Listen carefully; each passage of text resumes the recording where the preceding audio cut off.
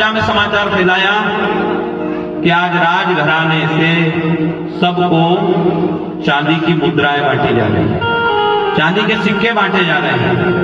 राजा ने समाचार फैला दिया और जब पता चल जाता ना किसी को सब मुफ्त में मिल रहा है वहां तो लोग दौड़े दौड़े दौड़े दौड़े चले जाते हैं। सारे लोग आ गए लेने के लिए, हजारों लोग आ गए। राजा ने अपने हाथ से चांदी के सिक्के सबको दिए। कुछ लोग होते हैं जो धैर्य रखते हैं, वो सोचते हैं कि पहले दूसरों को ले लेने दो, हम तो बाद में आराम से जाकर के लेंगे। कभी कभी ऐसा हो जाता है कि बाग वाला रह जाता है, या कभी कभी ऐसा हो जाता है कि बाग वाले को बहुत कुछ मिल जाता है, जो आगे जो गए उनको नहीं मिलता है वो बाग वाले को मिल जाता है। तो राजा ने सबको चांदी के सिक्के दिए, सब लेकर के जा रहे थे। कुछ समझदार लोग, अगर आप सोचो तो, या आप मूर्ख भी सोच सकते हो इनको पहले चले जाना था, ऐसा भी सोच सकते हो आप, लेकिन मेरी नजर में समझदार लोग रुके हुए थे कि हम बाद में जाकर के ले लेंगे।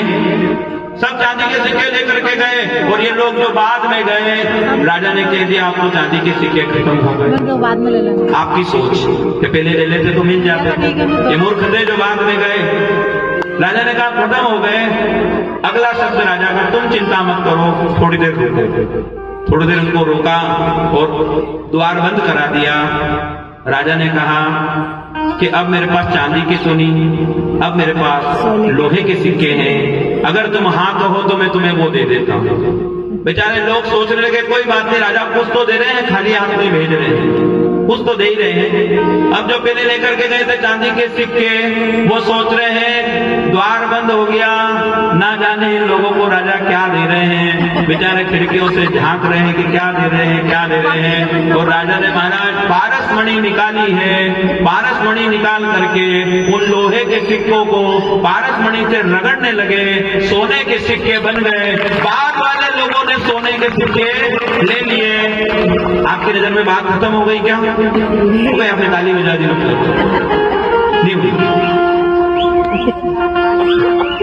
वास्तव में लोहे के सिक्के मतलब ये शरीर हांड मांस का है, लेकिन गुरु रूपी पारस मणि की रगड़ स्पर्श इसको हो जाती है तो ये काया कंचन की बन जाती है, तो काया स्वर्ण की बन जाती है।